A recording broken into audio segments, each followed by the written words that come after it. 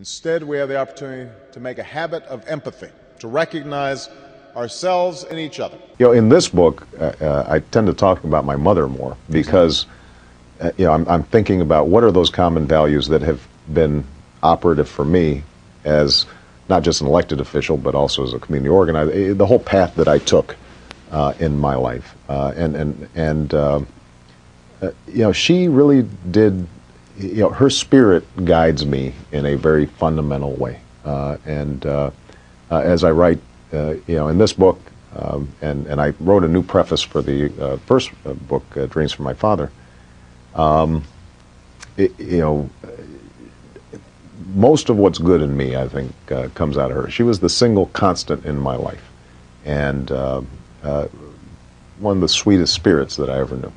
And I can't talk about her too much without starting to choke up. So there are a set of common values and common ideals that we hold as Americans that need to be excavated, that we need to affirm, that Republicans, Democrats, Independents can all buy into.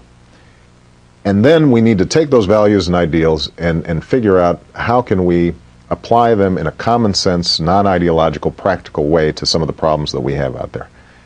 So what I'm really trying to do in this book is to say, here's a way that we can have a better democracy, have a better conversation about problems.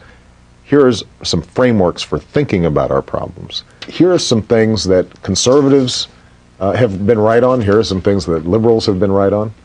Here are some values that we share about not only individual initiative and personal responsibility, but also the notion that we've got shared a shared stake in each other and mutual responsibility towards each other. And that, I think, becomes the building block for us doing better. See the world through other people's eyes. Now, empathy is a quality of character that can change the world.